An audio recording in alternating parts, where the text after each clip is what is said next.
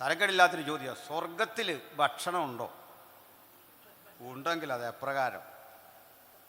ഇത് പൊതുപ്രയോജനത്തിനുള്ളൊരു ചോദ്യമാണ് അല്ലേ? ഇതറിയണമല്ലോ. ഒറ്റവാക്കിലെ ഉത്തരം ഉണ്ട്. ഫാസ്റ്റിംഗ് അല്ല. വചനം പറയുന്നത് സ്വർഗരാജ്യം ഭക്ഷണമല്ല, പാനീയമല്ല, പരിശുദ്ധാത്മാവിലെ സന്തോഷം. പക്ഷെ സ്വർഗത്തിൽ ഭക്ഷണമുണ്ട്. ജയിക്കുന്നവന് ഞാൻ മറഞ്ഞിരിക്കുന്ന മന്ന കാണാൻ കൊടുക്കുമെന്നല്ല, ഭക്ഷിക്കാൻ. കുഞ്ഞാടവരെ മേയിച്ച് ജീവജലത്തിൻ്റെ ഉറവിങ്കലേക്ക് കൊണ്ടുപോകും. ജയിക്കുന്നവന് ഞാൻ ജീവവൃക്ഷത്തിൻ്റെ ഫലം തിന്മാൻ കൊടുക്കും. മാസത്തിൽ അതതരം ഫലം കായ്ക്കുന്ന വൃക്ഷം, ഇലജാതികളുടെ രോഗശാന്തിക്കുതവും. ഇതൊക്കെ വായിച്ചിട്ടില്ലേ? ഇതെല്ലാം ചേർത്തങ്ങ് പറഞ്ഞേക്കാം. രോഗമില്ലല്ലോ, പിന്നെന്തോ രോഗശാന്തി എന്നാ? അത് ശരിയാണ്, രോഗമില്ല.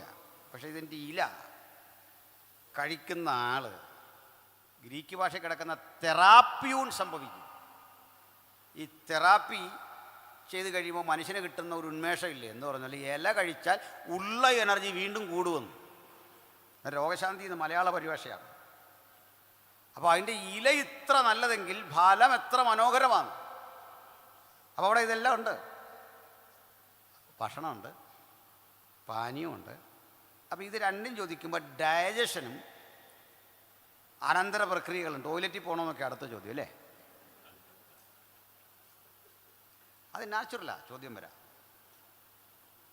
അതിൻ്റെ ഉത്തരവും കൂടെ പറയാം. നമ്മൾ കൺസ്യൂം ചെയ്യുന്ന ഫുഡിൻ്റെ, വെള്ളത്തിൻ്റെ ഒക്കെ 90% വേസ്റ്റ്, ആവശ്യമില്ലാത്ത, ശരീരത്തിന് ആവശ്യമില്ലാത്ത. ശരീരത്തിന് ആവശ്യമുള്ളതിനെ മുഴുവൻ ബോഡി അബ്സോർബ് ചെയ്ത് അവിടെ ശേഖരിക്കുന്നുണ്ട്, ബാക്കിയാണ് കളയുന്നത്. ആ കളയാനുള്ള സിസ്റ്റമാണ് നമ്മുടെ ശരീരത്തിൽ വച്ചിരിക്കുന്നത്. പക്ഷെ നിത്യതയിൽ ഉദ്ദേശരഹിതമായി ഒന്നും സൃഷ്ടിച്ചിട്ടില്ല. നിത്യതയിൽ കളയാനൊന്നുമില്ലെന്ന് ശരീരത്തിൽ. മനസ്സിലായില്ലേ? മാലിന്യമോ മോശപ്പെട്ട ഒന്നുമില്ല.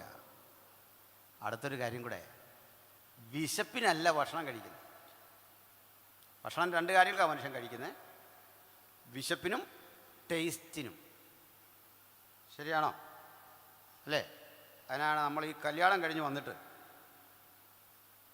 എത്ര നല്ല ഫുഡ് കഴിച്ചാലും ചില ആളുകൾ, അത് പുരുഷന്മാരാണ് കൂടുതൽ, എന്തോ ഒരു ഭക്ഷണമായിരുന്നു. ഇവനൊക്കെ വരാനിരിക്കുന്ന ന്യായവിധി. കാരണം ആ വീട്ടിൽ അച്ഛൻ കഷ്ടപ്പെട്ട് നെഞ്ചു തിരുമ്മി കിടക്കുക, കൊച്ചിനെ കെട്ടിച്ചിൻ്റെ കടം വീടാൻ. അന്നേരം നമ്മളവിടെ പോയി എന്ന് ചോദിച്ചാൽ എന്നാ ഒരു ഭക്ഷണമായിരുന്നു അല്ലേ? പാവപ്പെട്ടവന് കല്യാണം നടത്തിയില്ല, കുഞ്ഞിനെ കെട്ടിച്ചല്ലോ എന്നുള്ള മാന്യന്മാർ ശ്രദ്ധിക്കണ്ട. നീ ഭക്ഷണത്തെ ഇച്ചിരി പാളിച്ച് വന്നാൽ പോട്ടെ. ചില ആൾ അവിടെ കിടന്നങ്ങ് പോളാം. ഇതാണ് പെണ്ണുങ്ങൾ പിന്നെ പറയുന്നത്. സ്ത്രീകളെന്താ പറയുന്നവരുണ്ട്, അവിടെ ഒരു പെണ്ണ് ഒരുങ്ങി വല്ലതും വന്നെങ്കിൽ അത് മറ്റു സ്ത്രീകൾക്ക് ഇഷ്ടപ്പെടത്തില്ല. എന്നിട്ട് നമ്മൾ അച്ഛാ ശ്രദ്ധിച്ചായിരുന്നു, അവിടെ ഒരു പെണ്ണ് ഒരുങ്ങി വന്നത്. നമ്മൾ അന്നേരം പുരുഷന്മാർ ഈ കാര്യം അന്നേരം വേണേ ഞാൻ ഓർത്താ അവൾ പോട്ടെ. ഈ സ്ത്രീകൾക്ക് ഭയങ്കര ഇഷ്ടം നമ്മൾ വേറെ സ്ത്രീയെ കുറ്റം പറയുന്നു. അപ്പോൾ ഈ കല്യാണത്തിന് പോയിട്ട് നമ്മൾ ഫുഡിൻ്റെ ക്വാളിറ്റിയെ പറ്റിയൊക്കെ പറയും. ഈ മരണ വീട്ടിൽ ചെന്ന് മരണമെല്ലാം കഴിഞ്ഞ് പിരിയാൻ നേരം ഈ ശവസ്കാരം കഴിയുമ്പോൾ ഒരു വടയും ഒരു പഴവും ഒരു ചായയൊക്കെ തരുമല്ലോ. ഇത് കഴിച്ച ചാരും പറയുമോ എന്നാ ഒരു വടയായിരുന്നു ശരി. അന്നേരം അവിടുത്തെ ചേട്ടൻ വന്നിട്ട് പറയണം, ആ പോട്ടെ ഇനി അവസരം വരുമല്ലോ, ഇന്നൊരു ദിവസം കൂടെ നേരം വെളുക്കല്ലല്ലോ.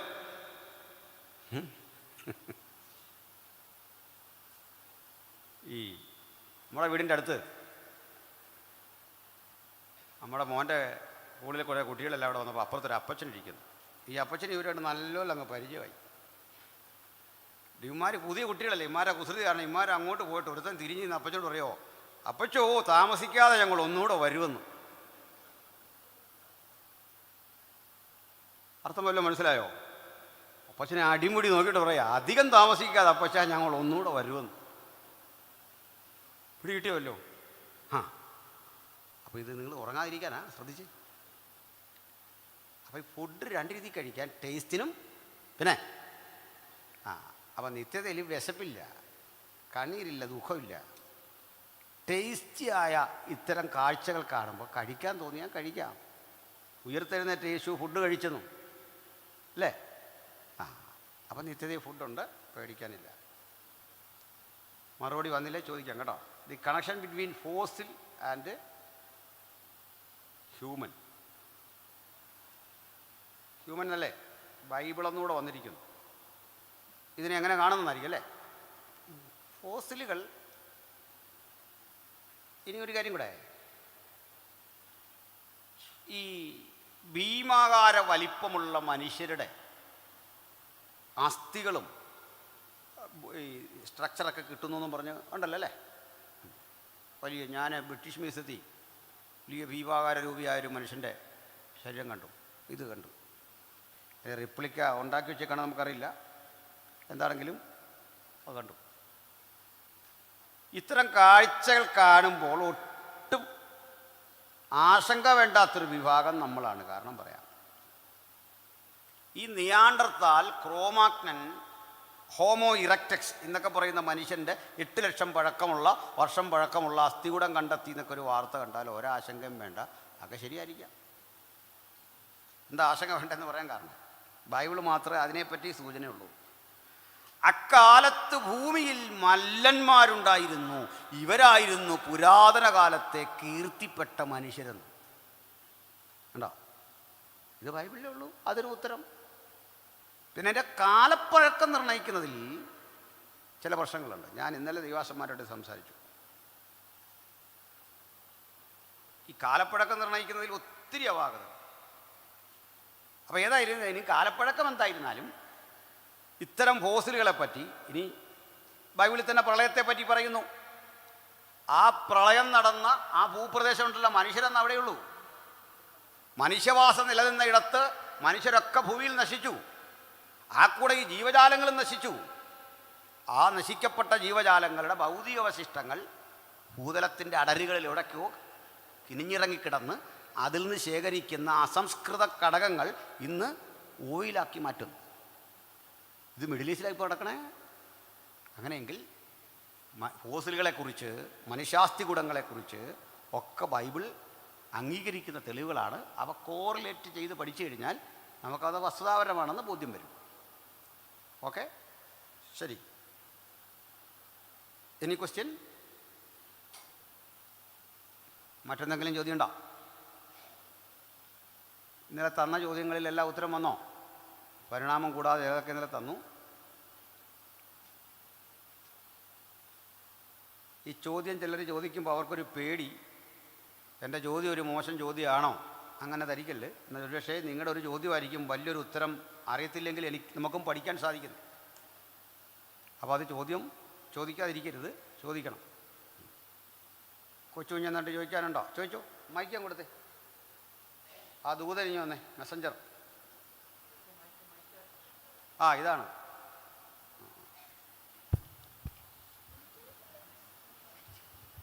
ചോദിച്ചോ.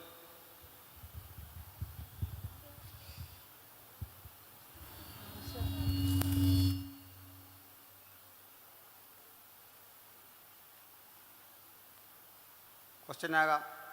ഇതൊക്കെ പറയുമ്പോഴും എനിക്ക് ഈ സഭയിൽ നിന്ന് കൂടിയ സഹോദരിമാരെ കുറിച്ച് വലിയൊരു സന്തോഷം. അവനെനിക്ക് ഇരിക്കാൻ പറ്റില്ല. നിങ്ങളുടെ ഈ പക്വത, ഈ ശാന്തതയൊക്കെ എന്നെ അമ്പരപ്പിക്കുന്നു. വീടും ഇങ്ങനെയൊക്കെ തന്നെ ആണെങ്കിൽ നമ്മുടെ ജീവിതം എത്ര സന്തോഷമായിരുന്നു അല്ലേ? ഇന്നീ കാണിക്കുന്ന പക്വത വീട്ടിൽ ചെല്ലുമ്പോഴും കാണിച്ചോണം, അതേ ഉള്ളൂ. ക്വസ്റ്റ്യനാകാം. ആൺകുട്ടികൾക്ക് ഇതേ ഒരു പെൺകുട്ടി ചോദ്യം ചോദിച്ചു, നിങ്ങൾ തോറ്റു കൊടുക്കല്ലേ ചോദിച്ചേ. ആ ആൻറ്റിക്ക് കൊടുത്തേ, ആ സിസ്റ്റർ കൊടുത്തേ, മൈക്ക് കൊടുത്തേ.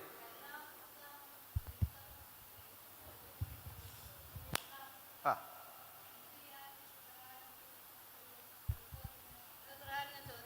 ആ 2022 ഉള്ള ഒരു വാർത്ത പ്രകാരം NCERT പരിണാമ സിദ്ധാന്തത്തെക്കുറിച്ച് ഇനി അത് പഠിപ്പിക്കണ്ട എന്ന രീതിയിൽ കണ്ടോ എന്നൊരു സംശയം. പിന്നെ ഡാർവിൻ അല്ലേ ഇത് കണ്ടുപിടിച്ചത്, അപ്പോൾ പുള്ളിയും അദ്ദേഹവും ഇതിനെക്കുറിച്ച് തിരുത്തി പറഞ്ഞു എന്നൊരു സംശയം. ഈ ചോദ്യം നല്ലതാണ്. നമ്മുടെ ഗവൺമെൻറ്, സെൻട്രൽ ഗവൺമെൻറ് പരിണാമ സിദ്ധാന്തം ഉൾപ്പെടെയുള്ള പല കാര്യങ്ങളെ പഠിക്കേണ്ടതില്ല എന്ന നിലയിൽ ഒരു നിലപാട് സ്വീകരിച്ചിട്ടുണ്ട്. അത് ശാസ്ത്ര അവബോധം കൊണ്ടോ അല്ലെങ്കിൽ പരിണാമ സിദ്ധാന്തത്തോടുള്ള എതിർപ്പ് കൊണ്ടോ അല്ല, സൃഷ്ടിയെക്കുറിച്ചുള്ള ഇന്ത്യൻ പുരാണങ്ങൾക്ക് പ്രാധാന്യം കൊടുത്തുകൊണ്ട് അല്ലെങ്കിൽ ഹിന്ദുത്വ അജണ്ടകൾ സ്ഥാപിക്കുന്നതിൻ്റെ ഭാഗമായിട്ടാണ്. മനുസ്മൃതിയിലും ഋഗ്വേദത്തിലുമൊക്കെ പറയുന്ന തരത്തിലാണ് സൃഷ്ടിയെന്നും ഒക്കെ സ്ഥാപിക്കാനുള്ള ഒരു ഗൂഢശ്രമത്തിൻ്റെ ഭാഗമായിട്ടാണ് അത്. ക്രിസ്തീയ കലാലയങ്ങളിൽ പരിണാമ സിദ്ധാന്തം പഠിപ്പിക്കുന്ന ഒരു തടസ്സമില്ല. കാരണം പ്രപഞ്ച സൃഷ്ടിയെക്കുറിച്ചുള്ള മനുഷ്യൻ്റെ അന്വേഷണങ്ങളിൽ എത്തിച്ചേർന്ന ഒരു നിഗമനത്തിൻ്റെ പേരാണത്. ആ രീതിയിലാണ് പഠിക്കുന്നത്. മാത്രമല്ല, ഡാർവിൻ ഇതേക്കുറിച്ച് താൻ കൊണ്ടുവന്ന ആശയത്തിന് സ്ഥിരീകരിക്കാനാവാതെ അത് തള്ളിപ്പറഞ്ഞെന്നൊരു വാദമുണ്ട്. അത് നമ്മൾ മുഖവിലേക്ക് എടുക്കണ്ട. അതിൻ്റെ കാരണം ഡാർവിൻ തള്ളിപ്പറഞ്ഞില്ല എന്നുള്ളത് അതിൻ്റെ ആധികാരികതയ്ക്ക് തെളിവല്ല. ഇപ്പോൾ ഒരു കാര്യം ഒരാൾ പറഞ്ഞാൽ അയാൾ തന്നെ തള്ളിപ്പറഞ്ഞു എന്ന് ഓർത്തുകൊണ്ട് കാര്യം അങ്ങനെ അല്ലാതാകുന്നില്ല, അല്ലെങ്കിൽ ആ കാര്യം അയാൾ തള്ളിപ്പറയാതിരുന്നുകൊണ്ട് സ്വീകരിക്കാമെന്നും പറഞ്ഞില്ല എന്നതുകൊണ്ട് സ്ഥിരീകരിക്കാനും ആവില്ല. ഒരു എക്സാമ്പിൾ, ഞങ്ങൾ ഈ ഇസ്ലാമിക സംവാദവുമായി ബന്ധപ്പെട്ട ചർച്ചയിൽ സ്വാഭാവികമായിട്ട് ചോദിച്ചൊരു ചോദ്യമുണ്ട്. ഒരു സാധാരണ മനുഷ്യന് മനസ്സിലാകുന്ന വിധത്തിൽ ഈ നിങ്ങളുടെ പ്രോഫറ്റ് മുഹമ്മദിൻ്റെ 10 ഗുണങ്ങളൊന്ന് പറയുക. 10 ഗുണം. 10 ഗുണം പറഞ്ഞാൽ സാധാരണ മനുഷ്യന് മനസ്സിലാകുന്ന 10 ഗുണങ്ങൾ. ഉടനെ ഇവർ പറയാൻ പോകുന്ന മൈക്കിൾ എച്ച് ഹാർട്ടിൻ്റെ ഒരു കൃതിയിൽ ഇങ്ങനെ പറഞ്ഞു, അല്ലെങ്കിൽ ശ്രീനാരായണ ഗുരുവിൻ്റെ ഒരു കൃതിയിൽ മുഹമ്മദിനെ ഇങ്ങനെ പറഞ്ഞു, ആശാൻ ഇങ്ങനെ എഴുതി. ഞാൻ പറഞ്ഞു ഇതല്ല വേണ്ടത്. From Quran and the life of Muhammad, ഇന്നത്തെ ലോകം അനുകരിക്കേണ്ട 10 ഗുണങ്ങൾ. രസം കേൾക്കണോ? നമ്മുടെ അമേരിക്കയിലുള്ള സൗരന്മാർ ഈ വിഷയം ഏറ്റെടുത്തിട്ട് അവർ പറഞ്ഞത്, ഒരു ഗുണം പറയുമ്പോൾ 1 ലക്ഷം ഉറുപ്പിക ഈ ആളിൻ്റെ അക്കൗണ്ടിൽ ഇട്ട് കൊടുക്കും. അങ്ങനെ 10 ലക്ഷം ഉറുപ്പിക, 10 ലക്ഷം രൂപ. ഇനി ഇത് ഏറ്റെടുക്കാൻ ഒരാൾ വരുമ്പോഴേ 3 ലക്ഷം രൂപ ഇട്ട് കൊടുക്കും. വെറുതെ ഞാൻ പറയാം എന്ന് പറഞ്ഞ് വരുമ്പോഴേ. അന്നേരം ഈ ഡിബേറ്റിന് ഔദ്യോഗികമായിട്ട് വരണം, അപ്പോഴേ കൊടുക്കും. അപ്പോൾ വെറുതെ അവർ ഉത്തരം പറഞ്ഞ് തോറ്റാലും ഇല്ലെങ്കിൽ ഇവർക്ക് 3 ലക്ഷം കിട്ടുകയും ചെയ്യും. ഉത്തരം പറഞ്ഞാൽ അഡീഷണൽ 10. ഇന്ന് വരെ ആരും വന്നില്ല, ഈ സമയം വരെ. എന്ന് പറഞ്ഞ പോലെ ഒരഭിപ്രായം ഇന്നാര് പറഞ്ഞു എന്നതുകൊണ്ട് അതിന് ആധികാരികതയില്ല. ഇന്നാര് തള്ളി എന്നോർത്ത് അത് ഡിസ്പ്രൂവ് ചെയ്യപ്പെടുന്നതുമില്ല. അപ്പം ഡാർവിൻ തള്ളിയോ ഇല്ലയോ എന്നുള്ളതല്ല, സയൻറ്റിഫിക്കലി ഈ വിഷയത്തെ നമ്മളെങ്ങനെ അപ്രോച്ച് ചെയ്യണം, അതൊന്ന്. അടുത്തത്, നമ്മുടെ സിലബസുകളിൽ നിന്ന് ഇത് മാത്രമല്ല, ക്രിസ്തീയ മിഷണറിമാരുടെ ഇന്ത്യയെ നവീകരിക്കാൻ അവർ ശ്രമിച്ച നവോത്ഥാന ശ്രമങ്ങളുടെ പാഠമെല്ലാം കളഞ്ഞു. അതിപ്പോൾ കേരളത്തിൽ ഇതൊന്നുമില്ല. പറഞ്ഞു വന്ന് കേട്ട് കഴിഞ്ഞാൽ ഈ നവീകരണവും നവോത്ഥാനവും എല്ലാം ചെയ്ത് 3-4 പേരുടെ പേരേ ഉള്ളൂ. നമ്മൾ ചെയ്തൊന്നും ചരിത്രത്തിലില്ല. കലാലയങ്ങൾ തുടങ്ങിയത്, ഭാഷ നവീകരിച്ചത്, വ്യാകരണ കൃതികൾ എഴുതിയത്, ഇതൊന്നുമില്ല. ഇതൊക്കെ ഘട്ടം ഘട്ടമായിട്ട് പോയിട്ട് ഇത് മുഴുവൻ ഹിന്ദുത്വ അജണ്ടയുടെ ഒരു പരിധിക്കുള്ളിലേക്ക് വരത്തക്ക വിധം സിലബസുകൾ കുറേ കാവ്യവൽക്കരിക്കുന്നു എന്നുള്ളതാണ് സത്യം. മനസ്സിലായല്ലോ?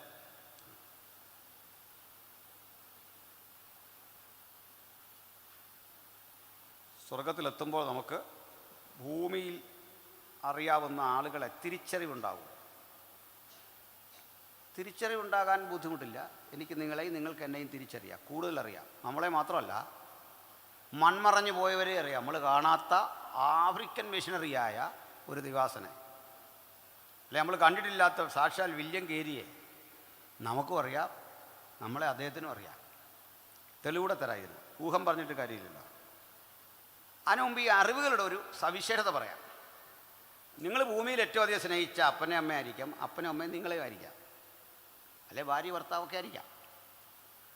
സ്വർഗത്തിൽ ചെല്ലുമ്പോൾ അത്തരമൊരു ബോധ്യമല്ല അവിടെ ലഭിക്കുന്നത്. കാരണം എൻ്റെ അമ്മ എന്നെ ഏറെ സ്നേഹിച്ചു, പരിഗണിച്ചു, വളർത്തി. സ്വർഗത്തിൽ ചെല്ലുമ്പോൾ ഈ അമ്മയെ കാണാം, അമ്മയെ സ്നേഹിക്കാം, അമ്മയോട് ചേർന്ന് നിൽക്കാം. പക്ഷെ ഇതിനൊന്നും എനിക്ക് താല്പര്യം വരികയില്ല. കാരണം സ്വർഗത്തിൽ ചെല്ലുമ്പോൾ ഞങ്ങളുടെ അമ്മ ഇവിടെ കാണും ഉണ്ടോ എന്ന് തിരക്കിയൊന്നും നടക്കാൻ പോകുന്നില്ല. ഭൂമി വെച്ച് ചെയ്ത പോലെ. അല്ലെ അമ്മ പറയാം നമ്മുടെ മോൻ ഇങ്ങോട്ട് വരുമെന്ന് പറഞ്ഞു, ഇവരെയും കണ്ടില്ല, ഗബ്രിയേലിനോട് പറയാം പോയെന്ന് വിളിച്ചുകൊണ്ട്. ഇതൊന്നും ഇല്ല, ഇങ്ങനെ ലോകം അല്ലത്. നിത്യത വേറൊന്നാണ്. അത് പറയാം. നിങ്ങൾ കാശ്മീരിൽ നിന്നൊരു യാത്ര തിരിച്ച് ഒരു ട്രെയിന് പോരുക, പല ട്രെയിനുകൾ കടന്ന്, അല്ലെങ്കിൽ ഒരു വണ്ടി കൃത്യം കൊട്ടാരക്കര വന്നൊന്ന് കൂട്ടിക്കും. നമ്മൾ പലരെ പരിചയപ്പെടുക ഈ വണ്ടിയിൽ വെച്ച്. കുറേ പേര് ആലുവയിൽ ഇറങ്ങി മലയാളിയായതുകൊണ്ട് വർത്തമാനമൊക്കെ പറഞ്ഞു, ഫുഡ് പങ്കിട്ടു, മൊബൈൽ നമ്പറും ഒക്കെ മേടിച്ചു. ആലുവയിൽ ഇറങ്ങിയവർ അങ്ങോട്ട് പോയി, എറണാകുളത്ത് ഇറങ്ങിയവർ അങ്ങോട്ട് പോയി, കോട്ടയത്ത് ഇറങ്ങിയവർ അങ്ങോട്ട് പോയി, അങ്ങനെ ഇവിടെ വരെ വന്നു. ഇവിടെ വരികയും നമ്മൾ ഏറ്റവും പ്രിയപ്പെട്ടവരെ കണ്ടപ്പോൾ മറ്റാളുകളെ മറന്നതുമില്ല, പ്രത്യേകിച്ച് ഓർത്തതുമില്ല. അവരൊക്കെ ഓർമ്മയിലുണ്ട്, പക്ഷെ ഇമ്പോർട്ടൻ്റ് അവരല്ല. ഇവിടെ വന്നപ്പോൾ ഭാര്യ, മക്കൾ, അപ്പൻ, അമ്മ. ഇതുപോലെ നിത്യതയിലെത്തിയപ്പോൾ അമ്മയ്ക്കെന്നോട് വെറുപ്പുണ്ടായിട്ടല്ല, എന്നേക്കാൾ അമ്മയെ സ്നേഹിച്ച ഒരുവനെ അമ്മ കണ്ടു, അത് കർത്താവാണ്. അമ്മയേക്കാൾ എന്നെ സ്നേഹിച്ച ഒരുവനെ നമ്മൾ കണ്ടു, അത് കർത്താവാണ്. വ്യക്തത തന്നോ? അത് മനസ്സിലാത്തവർക്ക് വേറൊരു ഉദാഹരണം പറയാം. ഈ കല്യാണം കഴിഞ്ഞ പെണ്ണ്, എൻ്റെ മോള് കഴിഞ്ഞ 1 മാസമായുള്ള വിവാഹം കഴിഞ്ഞിട്ട് ഇവളീ വീട് വിട്ട് പോകാൻ നേരം ഭയങ്കര വിഷമം, കരച്ചിൽ, ഇളയത്ത് കുഞ്ഞുങ്ങളെ കെട്ടിപ്പിടിച്ച് കരയുന്നു. നമ്മളും അങ്ങ് ദുഃഖിക്കും. ഈ ദുഃഖിച്ച പെണ്ണ് കല്യാണം കഴിഞ്ഞ് പിറ്റേന്ന് ഇതുമായിട്ട് ഒരു ബന്ധമില്ലാത്തൊരു ജീവിതമാണ്. കാരണം എന്താ? അവളായി, അവളുടെ കാന്തനായി, അവരുടെ ലോകമായി. ഇതുപോലെയാണ് നിത്യത. നമ്മുടെ കർത്താവിനോട് കൂടി യുഗായുഗങ്ങൾ വസിക്കുമ്പോൾ എല്ലാവരെയും അറിയും. പക്ഷെ പ്രധാനി ആരാ? നമ്മുടെ കർത്താവും നാമുമാണ്. ആ ബന്ധമാണ്. പിന്നെ പൂർവികരെല്ലാവരും ഓർക്കുന്നുണ്ടോന്നറിയണ്ടേ, ലിമിറ്റഡായ നമ്മുടെ ഈ ജ്ഞാനം വികാസം പ്രാപിച്ച് ക്രിസ്തുവിനോട് ചേർന്ന് വലിയൊരു ജ്ഞാനത്തിൻ്റെ തലത്തിലേക്കും വ്യക്തിബന്ധത്തിലേക്കും എത്തുമ്പോൾ നമുക്ക് പൂർവികരെ തിരിച്ചറിയാം. അതാ മറരൂപമലയിൽ നിൽക്കുന്ന പത്രോസ് പറയുക, 3 കുടിലുണ്ടാക്കാം, ഒന്ന് നിനക്ക്, ഒന്ന് ഏലിയാവിന്, ഒന്ന് മോശയ്ക്ക്. തനിക്കും 1000 ആണ്ടുകൾക്കപ്പുറത്ത് മരിച്ചുപോയ മോശയെ ഏലിയാവിനെയും എടുക്കപ്പെട്ട ഏലിയാവിനെയും കണ്ടപ്പോൾ എങ്ങനെ തേസ്കരിക്കപ്പെട്ട ആ പശ്ചാത്തലത്തിൽ നിൽക്കുന്ന ദൈവപുരുഷന് മനസ്സിലായോ, അതുപോലെ സകല വിശുദ്ധന്മാരെയും നമുക്കൊന്ന് തിരിച്ചറിയാം. വ്യക്തത തന്നോ?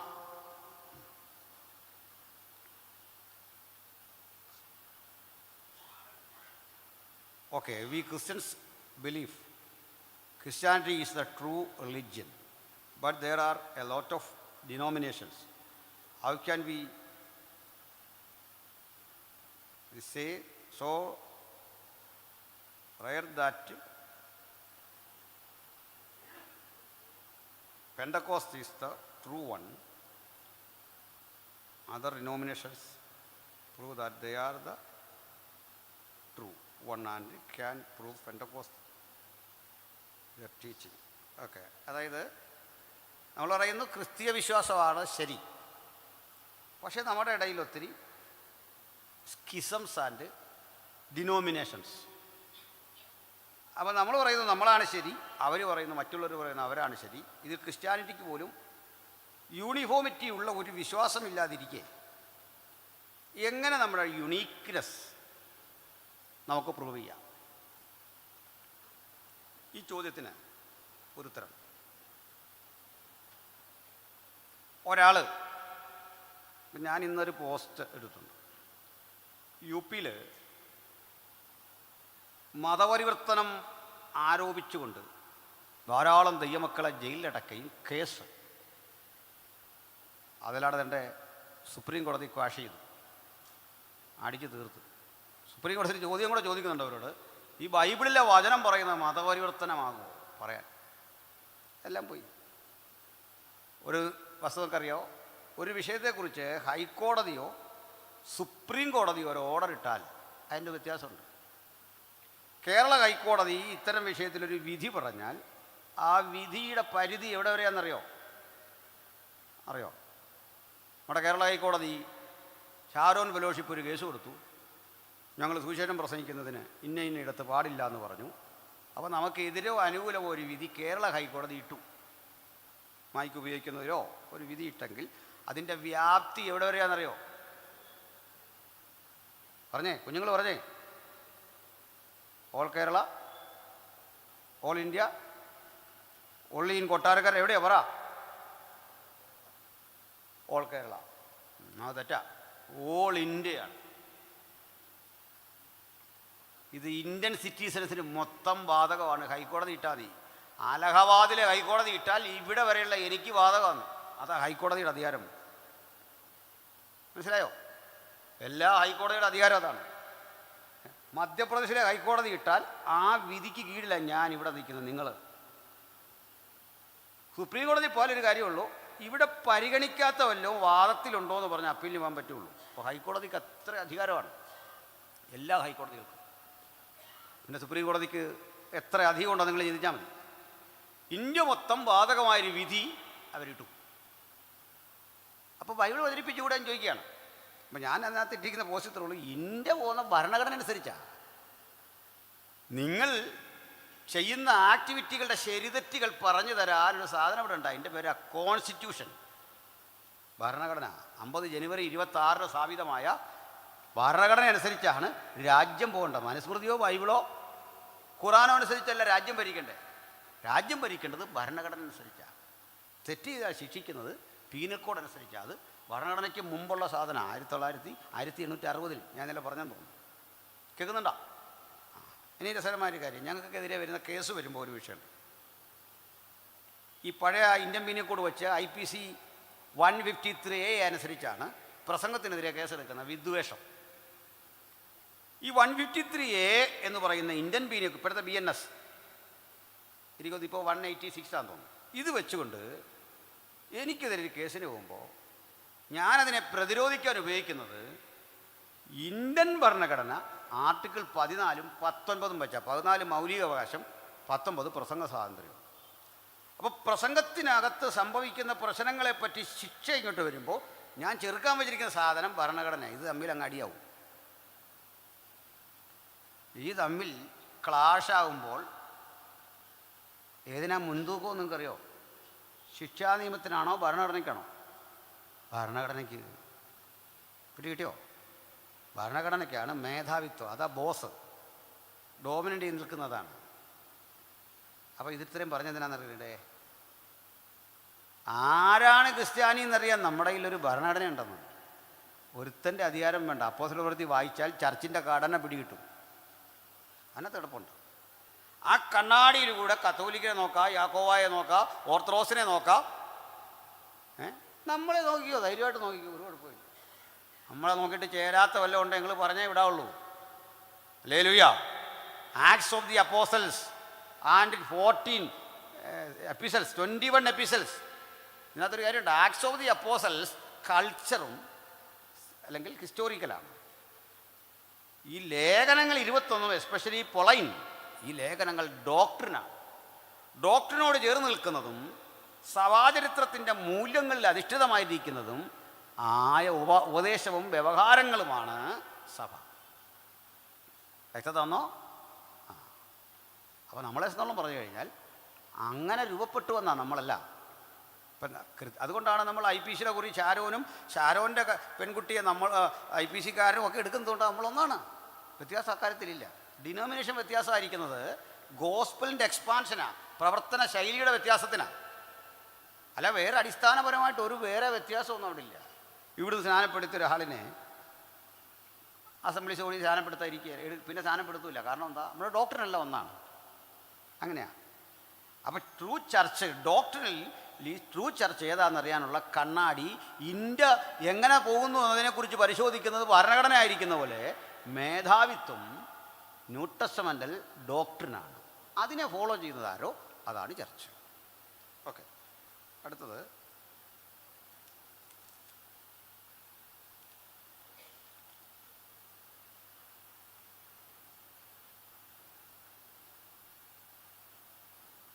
മനസ്സിലായില്ല. ഈവിളൈ ഇതെന്തോ ഉദ്ദേശിക്കുന്നത്? ദൃഷ്ടിദോഷമാണോ? ആണോ? കണ്ണുദോഷം എന്നൊക്കെ പറഞ്ഞു ആണോ? അതാണോ ഉദ്ദേശിച്ചേ?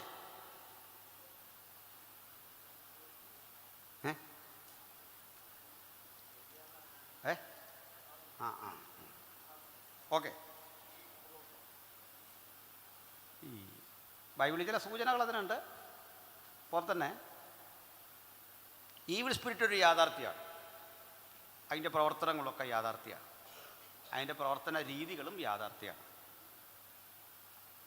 ഞാനിത് പറയുമ്പോൾ രസകരമായൊരു കാര്യം, ഞാനൊരു ചെറിയ വീട് 2 കൊല്ലം മുമ്പാണ് പണിത്. അപ്പോൾ നല്ലൊരു അയൽക്കാരനുണ്ട്, അതേ നല്ല സ്നേഹിതനാണ്.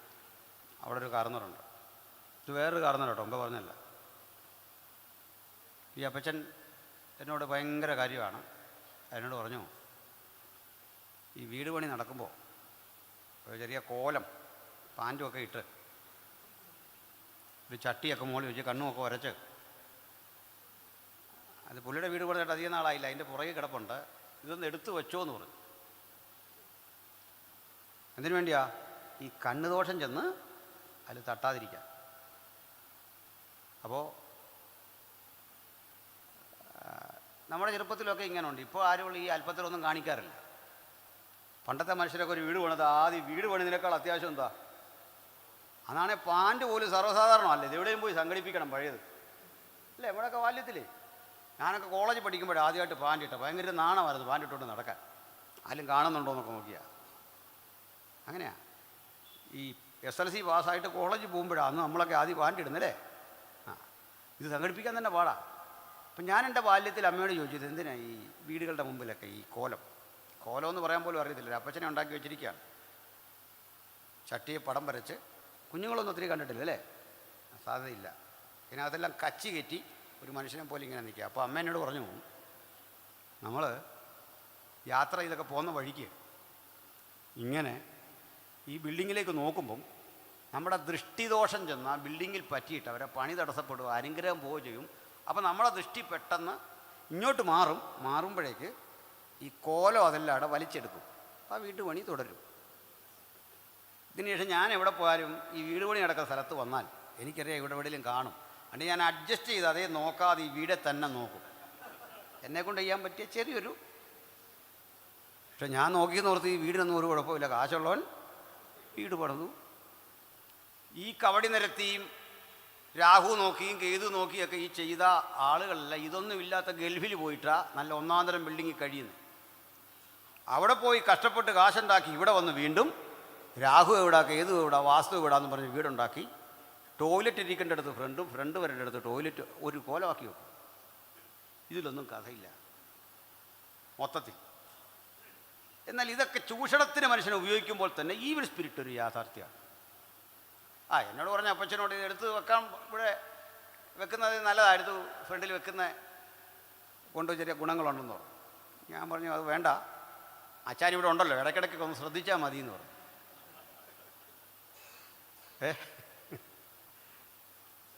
മനസ്സിലായില്ലേ? ഇടയ്ക്കിടയ്ക്കൊക്കെ ഒരു ചെറിയ ശ്രദ്ധ ഇവിടെയൊക്കെ ഉണ്ടായാൽ മതി, ആരും വേറെ ദോഷമൊന്നും വരാനില്ലെന്ന് പറഞ്ഞു. എന്ന് പറഞ്ഞല്ലേ, ഇത്തരം വിഷയങ്ങൾ നമുക്ക് ശത്രുദോഷങ്ങളോ ഈ പ്രശ്നങ്ങളോ ഒക്കെ വരുമ്പോൾ ഇതൊക്കെ സാധ്യതയുള്ളൊരു ലോകത്താണെന്നേ, അതിലേക്ക് മനസ്സ് വെക്കാതെ ഭക്തന് ജയിക്കാനൊരു വഴി വചനം പറയുക. പകൽ സൂര്യനെങ്കിലും രാത്രി ചന്ദ്രനെങ്കിലും യഹോവ ഒരു ദോഷവും തട്ടാതെ നമ്മളെ പരിപാലിക്കും. അപ്പോൾ സകല ദൃഷ്ടിദോഷവും കരിഞ്ഞുണങ്ങിപ്പോയി നമ്മൾ ജയമെടുക്കും. അപ്പോൾ ഇത്തരം പ്രശ്നങ്ങൾ വരുന്നതനുസരിച്ച് നമുക്ക് ദൈവത്തോട് അടുക്കാൻ അത് കൂടുതൽ വഴിയാകും, പ്രചോദനമാകും. ഹല്ലേലൂയ. അപ്പോൾ ഇവയൊക്കെ പൊതുവിൽ യാഥാർത്ഥ്യങ്ങളായിട്ടും അത് കൂടുതലും കുറഞ്ഞതുമായ അളവിൽ സമൂഹത്തിൽ വർക്കൗട്ടാകുന്ന കാര്യങ്ങളാണ്. അപ്പോൾ ഇതിനെ നമ്മൾ തള്ളിക്കളയാണ് വേണ്ടത്. തള്ളിക്കളയുക തന്നെ ഒരു ശക്തിയാണ്, നമ്മളുടെ പ്രതിരോധത്തിൻ്റെ ശേഷിയാണ്. നമ്മളതിനെ മൈൻഡ് ചെയ്യാതെ പോകുന്നത്. മനസ്സിലായി കാണും.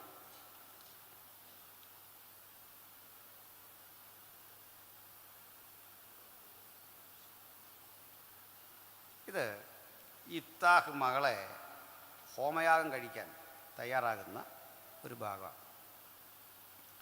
ന്യായാധിപന്മാർ 11:30-31 അമോന്യരെ ജയിച്ച് സമാധാനത്തോടെ മടങ്ങി വരുമ്പോൾ വീട്ടുവാതിൽക്കൽ നിന്ന് എന്നെ എതിരേറ്റു വരുന്ന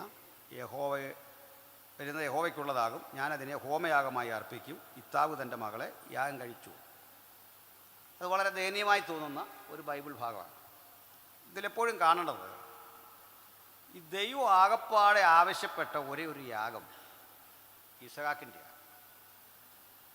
അതുപോലും പരീക്ഷണത്തിനായി ചോദിച്ചാൽ അവൻ എത്രത്തോളം. ബാക്കി ഒരു മനുഷ്യനെയും യാഗമായി ചോദിച്ചിട്ടില്ല. ഇത് ഇദ്ദേഹത്തിൻ്റെ തീരുമാനമാണ്, ഈ മനുഷ്യൻ്റെ തീരുമാനമാണ്. മനുഷ്യൻ്റെ ചിലതരം പ്രവൃത്തികളെ ദൈവത്തിൻ്റെ അക്കൗണ്ടിലിട്ട് നമ്മൾ കാണാൻ പാടില്ല. ഇതിലെ ചോദ്യം ഇതല്ല, ഈ സംഭവം ഇങ്ങനെ സംഭവിച്ചോ. ആകത്തുകയിൽ അവിടെ ഒരു അവ്യക്തത, അത് വായിച്ചാൽ മനസ്സിലാവും. ആ പെൺകുട്ടി കരയുന്നു, വിലാപം കഴിക്കാൻ പോകുന്നു. ഇതിൻ്റെ പരിണിതി ഈ കുട്ടിയെ ഇങ്ങനെ യാഗം കഴിച്ചുവോ എന്നാണ്. അടുത്തത്, അത് കഴിച്ചുവെന്ന് സ്ഥിരീകരിക്കാനൊരു വചനം നമുക്കവിടെ ഇല്ല. പക്ഷെ ആ ലക്ഷണങ്ങൾ കണ്ടിട്ട് ഒരു ദുരൂഹത, പിടിതരാത്തൊരു ദുരൂഹത അവിടെ കിടക്കുന്നു. ബൈബിൾ ക്രിസ്റ്റൽ ക്ലിയർ ആൻസർ ആ സംഭവത്തെപ്പറ്റി പറയുന്നില്ല. അതിലൊരു അവ്യക്തതയുണ്ടത് ഒരു പ്രശ്നമാകുന്നില്ല. എന്താ കാരണം എന്നറിയണ്ടേ? നമുക്ക് വേണ്ടത് ദൈവം പറഞ്ഞ ഒന്നിനെ ലംഘിച്ചില്ലയോ. ഇത്താഹിൻ്റെ ശരിയും തെറ്റും ബൈബിളിൻ്റെ ശരിയും തെറ്റും അല്ല. എക്സാമ്പിൾ വേറൊന്നും എടുക്കാം. ഈ ദാവീദ് എന്ന മനുഷ്യൻ, ഞങ്ങൾ യുക്തിവാദികളോട് സംസാരിച്ചപ്പോൾ അവർ പറഞ്ഞൊരു കാര്യം, ബൈബിളിൻ്റെ എത്തിക്സ് വളരെ മോശമാണ്. കാരണം ഈ പിതാവിനാൽ ഗർഭം ധരിക്കുന്ന മക്കൾ, ലോത്തിൻ്റെ ഒക്കെ കഥയാണ്. ഇതൊക്കെ എടുത്തിട്ട് വല്ലാതെ പരിഹസിക്കുക. ഇതൊക്കെ ബൈബിളിൽ എഴുതിയിരിക്കുക, ബൈബിളിലുള്ള സംഭവമാണ്. ഞാനതിന് പറഞ്ഞൊരു മറുപടി, ഗോവിന്ദജാമി എന്ന പേരായ ഒരു ദുഷ്ടനായ മനുഷ്യനൊരു പെൺകുട്ടിയെ ഉപദ്രവിക്കുന്നു, കൊല്ലുന്നു, അവനെ പിടിച്ച് ജയിലിടുന്നു. ഇത് മനോരമയിൽ അച്ചടിച്ചു വന്നാൽ അത് മാമൻ മാപ്പിളയുടെ എത്തിക്സാണ്. ആ വിഷയം അവതരിപ്പിക്കുക, അല്ലെ വൈകിട്ട് ഇത് അവതരിപ്പിക്കുന്ന വാർത്താ ചാനൽ അവതരിപ്പിക്കുന്ന സുജയാ പാർവതിയുടെയോ അല്ലെങ്കിൽ അരുൺകുമാറിൻ്റെ എത്തിക്സ് അല്ല അവരാ വൈകിട്ട് പറയുന്നത്. ഒരു സംഭവം പറയുക, ആ സംഭവം ഇവരുമായിട്ട് ബന്ധമില്ല. ബൈബിളിൽ ലോത്തിനെ കാണുന്നത് വലഞ്ഞുപോയ നീതിമാൻ. തെറ്റ് ചെയ്ത ദാവീദിൻ്റെ തെറ്റല്ല ബൈബിളിൻ്റെ എത്തിക്സ്, അല്ലെ ബൈബിളിൻ്റെ നിലപാട്. നാഥാൻ്റെ പ്രവചനമാണ് ബൈബിളിൻ്റെ നിലപാട്. ശിക്ഷ കിട്ടുന്ന ആ പ്രവചനമാണ് ബൈബിളിൻ്റെ നിലപാട്. അങ്ങനെയെങ്കിൽ ഇത്താഹ് അങ്ങനെ ഹോമയാഗം കഴിച്ചോ എന്ന് വ്യക്തമാക്കാനാവില്ല, കാരണം അത് ബൈബിളിൽ രേഖപ്പെടുത്തിയിട്ടില്ല. പക്ഷെ അങ്ങനെ കഴിച്ചാൽ അതിനെ ബൈബിൾ ശരിവെക്കുന്നോ എന്ന് ചോദിച്ചാൽ ദൈവം അങ്ങനെ നരബലി ഇഷ്ടപ്പെടുന്നില്ല.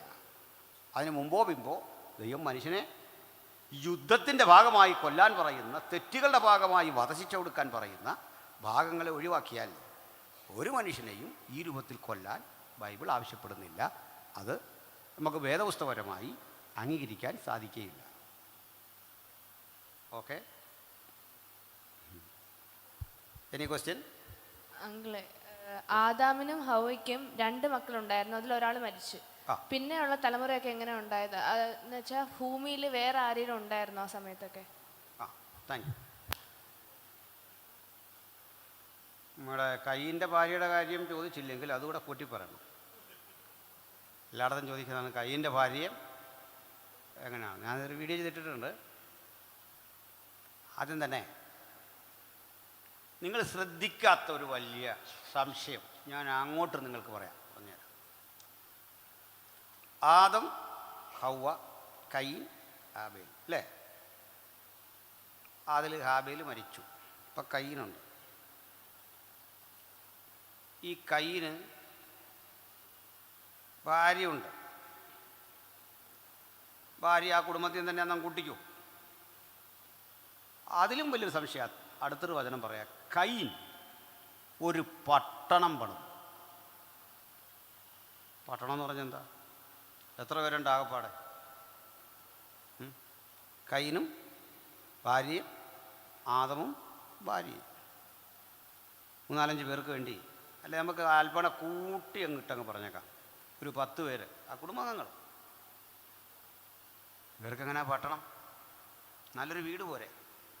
പട്ടണം എന്ന് പറഞ്ഞാൽ എന്താ?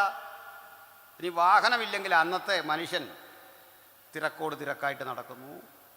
കടകൾ, കമ്പോളങ്ങൾ, അങ്ങനെ കുറേ സ്ഥാപനം വേണ്ടേ? ഇതല്ലേ പട്ടണം. അപ്പം കയീൻ പട്ടണം പണിതു. ആർക്ക് വേണ്ടി? ഇത്രയും പേർക്ക് വേണ്ടി പട്ടണോ? അതൊരു ചോദ്യമാണ്. ഇതിലല്പം കാര്യമായ മറുപടി പറയാനുണ്ട്, ശ്രദ്ധിക്കണം.